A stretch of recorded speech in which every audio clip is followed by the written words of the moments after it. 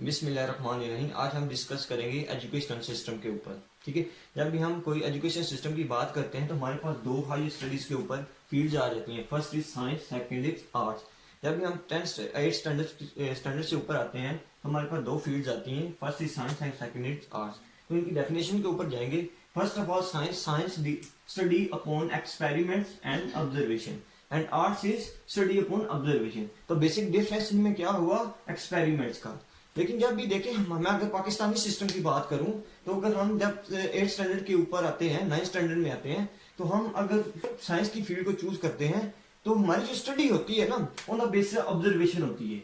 اس چیز کو ہمیشہ نیگلیکٹ کیا جاتا ہے پاکستانی سسٹم میں، ایکسپیریمنٹس کو. ٹھیک ہو گیا. لیکن دیکھیں اسٹڈی، آپ اگر اس کی ڈیفینیشن کے اوپر جائیں، سائنس کی ڈیفینیشن کے اوپر جائیں تو سائنس کہتی ہے کہ study on the basis of experiment and observation, اور آرٹس کہتی ہے study on the basis of observation. ٹھیک ہو گیا. جو بھی نیو ٹیکنالوجیز آتی ہیں وہ آن دا بیس آف سائنس پہ آتی ہیں نا. جب آپ سائنس کو اسٹڈی کرتے ہو تو سائنس میں دو چیزیں آ جاتی ہیں، ایکسپیریمنٹ، آبزرویشن. لیکن ہمارے سسٹم میں ہمیشہ اس چیز کو نگلیکٹ کیا جاتا ہے. اب اس کا نقصان کیا ہے؟ دیکھیں جب ایکسپیریمنٹ نہیں نہ کیے جاتے تو ٹیکنالوجیز نہیں آتی، ہم انڈسٹری نہیں لگا سکتے. ہمارے ملک میں بے روزگاری کی سب سے بڑی وجہ کہ ہمارے ملک میں انڈسٹری نہیں ہے. انڈسٹری کا جو جال ہے وہ بہت کم ہے. کیوں نہیں ہے؟ ہم چیزیں بناتے نہیں ہیں. ہم کیوں نہیں بناتے؟ ہمیں بنانا نہیں آتی. ہم یہاں پر ویک ہیں. ہماری جو سائنس کی فیلڈ ہے، جو ہم ایکسپیریمنٹس کے اوپر فوکس ہی نہیں کرتے. ہمارا بیسک فوکس ہوتا ہے science on the basis observation. ہمارے کالج لیول یا اسکول لیول کے اوپر دیکھیں، ہم 4 سال اس فیلڈ کو دیتے ہیں سائنس کو جب ہم ہائی اسٹڈیز کے اوپر آتے ہیں. لیکن ہمیشہ ایکسپیریمنٹ کو نگلیکٹ کیا جاتا ہے. جس کا نقصان کیا ہے؟ دیکھیں جب ہم ایکسپیریمنٹ نہیں کرتے تو ہم انڈسٹریز نہیں لگا سکتے. ہم ٹیکنالوجیز میں پیچھے رہ گئے ہیں. کیوں؟ کیونکہ ہماری اسٹڈیز کے اوپر ایکسپیریمنٹس نہیں ہے، ہمیں کچھ سکھایا نہیں جاتا. اب بیسیکلی دیکھیں اگر سائنس کی بات کی جائے تو بیسک جو 3 اس کی برانچ آ جاتی ہیں. First of all there is chemistry, secondly there is biology, third there is physics. بس اب دیکھیں 4 سال آپ اس فیلڈ کو لگاتے ہیں، 9 10 first year and second year آپ 4 سال کیمسٹری، بایولوجی، فزکس کو لگاتے ہیں. ٹھیک ہے، آپ سائنس کی اسٹڈی کر رہے ہیں. مجھے کوئی بھی بندہ، ٹھیک ہے، کوئی بھی بندہ جس نے کیمسٹری 4 سال پڑھی، آپ کوئی بھی ایف ایس سی کا بچہ ڈھونڈ لے، کوئی بھی ایسا بچہ ڈھونڈ لے جس نے ہائی اسٹڈیز لی ہو اس 4 سال کی کیمسٹری کی، اس کو کہیں کہ ایک ایسڈ بنا دیں، مجھے ایک ایسڈ بنا دیں، نہیں بنا پائے گا کیونکہ ایکسپیریمنٹ نہیں ہے. فزکس بایولوجی والے اس کو کہیں کو اسپیسیمن بنا دے، وہ نہیں بنا پائے گا کیونکہ اس کے پاس ایکسپیریمنٹس نہیں ہے. فزکس والے کو بولے تو وہ ایک عام سرکٹ نہیں بنا سکتا. کیوں نہیں بنا سکتا؟ کہ ہم ہمیشہ آبزرویشن کے اوپر، رٹارائزیشن کے اوپر اسٹڈی کرتے ہیں، ہمیں ایکسپیریمنٹس کے اوپر نہیں لے کے آیا جاتا. جس کا نقصان کیا ہے؟ ہم ٹیکنالوجی میں بہت پیچھے ہیں. ٹھیک ہے. دوسری ٹرم دیکھیں، جب بھی نیو ٹیکنالوجیز آتی ہیں نا، جب بھی نیو ٹیکنالوجی آتی ہے تو وہ جو یورپین ملک ہے نا ان میں وہ کیا ہے کہ وہ روزگار لے کے آتی ہے نیو ٹیکنالوجی. لیکن ہمارے ملک میں یہ کیا ہے؟ یہ بے روزگاری لے کے آتی ہے. اب اس ٹرم کو سمجھیے گا کیسے. اب دیکھیں جب کمپیوٹر آیا، جب یہ کمپیوٹر آیا تو جس آفس میں 10 بندے پہلے کام کر رہے تھے نا، وہاں پر 2 بندے شفٹ ہو گئے. کیوں؟ کیونکہ اس نے کام کو ریڈیوس کر دیا. اب ہم دیکھیں یہاں پر بے روزگاری آئی نا. اب ہم نے کمپیوٹر کہاں سے لیا؟ بجائے اس کے کہ اس ٹیکنالوجی کو یوٹیلائز کرتے، ہم اس کو بناتے. ہم نے تو یہ بات سے امپورٹ کیا، ہم نے اس کے اوپر انویسٹ کیا، ہم نے اس کے اوپر انویسٹ کیا، ہم نے اس کے اوپر ڈالرز لگائے. ٹھیک ہو گیا. اگر یہاں پہ جو بے روزگاری ہوتی، اگر ہمارے پاس ٹیکنالوجی ہوتی، ہمارے پاس انڈسٹری ہوتی، تو ہم یہ جو 8 بندے بے روزگار ہوئے ان کو یہاں پہ شفٹ کر سکتے تھے، یہاں پہ جو انڈسٹریز لگتی. لیکن ہم نے نہیں لگائی. دیکھیں سمپل کوئی بھی چیز لے لیں، آپ کامن چیزوں سے سٹارٹ کریں. یہ مارکر لے لیں، اس کے اوپر بھی لکھا ہوگا میڈ ان چائنا. پاکستان کچھ نہیں بناتا. کیوں نہیں بناتا؟ ہمارے پاس ایکسپیریمنٹل ورک نہیں ہے، ہمارے ایجوکیشن سسٹم سٹرونگ نہیں ہے. جس ملک کی ایجوکیشن سسٹم سٹرونگ نہ ہو وہ کیا کر سکتی ہے؟ ہمارے زوال کا یہاں سے پتہ چل جاتا ہے کہ ہمارے ایجوکیشن سسٹم کا زوال کہاں تھا، کہاں پہ کھڑا ہے. لیکن ایک مارکر تک نہیں ہم بنا سکتے، اور ہم اسٹڈی کرتے ہیں کیمسٹری، بایولوجی، فزکس کے اوپر. ٹھیک ہے، ہائر اسٹڈیز کے اوپر ہم یہ اسٹڈی کرتے ہیں لیکن ہم ایک مارکر نہیں بنا سکتے. یہ ہماری ویلیو ہے. ہماری انڈسٹری دیکھ لیں، ہماری اکنامی کہاں کھڑی ہے.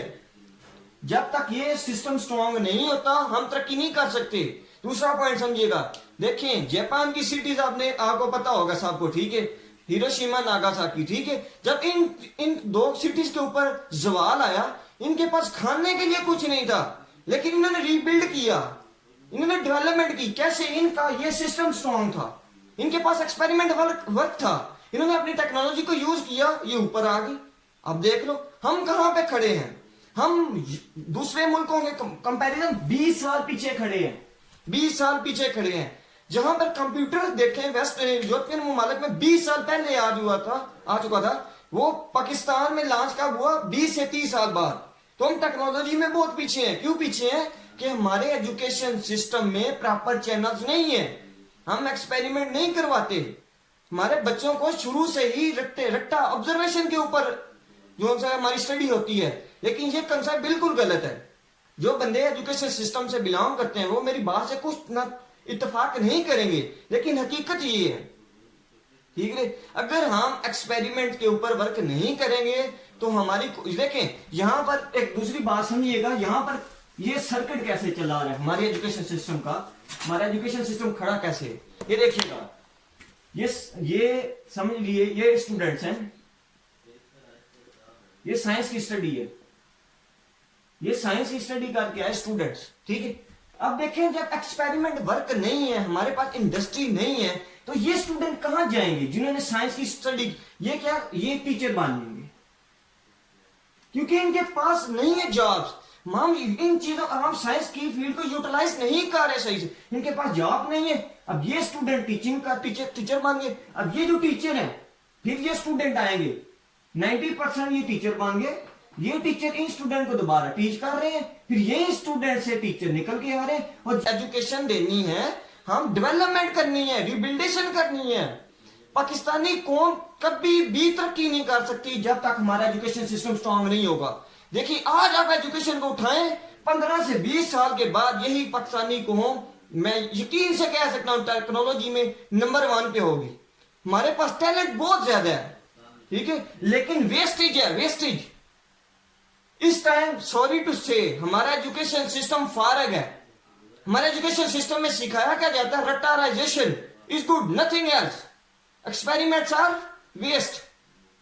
لیکن یہاں پر یہ چیز ہمیں سمجھنی پڑے گی کہ اگر ہم ایسے ہی چلتے رہے تو ہم برباد. آگے تو ہو چکی ہیں, جو نیو ٹیکنالوجیز آئی ہیں انہوں نے ہماری ینگ جنریشن کو, بچے رہ کے وہ بھی ڈوب جائیں گے. ہماری جب ٹیکنالوجی آتی ہے نا کسی ملک میں, وہ روزگار لے کے آتی ہے, ہمارے ملک میں یہ بے روزگاری لے کے آتی ہے. کیوں؟ کیونکہ ہمارے پاس انڈسٹری کا ورک نہیں ہے. جب کوئی چیز لانچ ہوتی ہے نا, جب پاکستان میں آتی ہے تو ہم امپورٹ کر لیتے ہیں.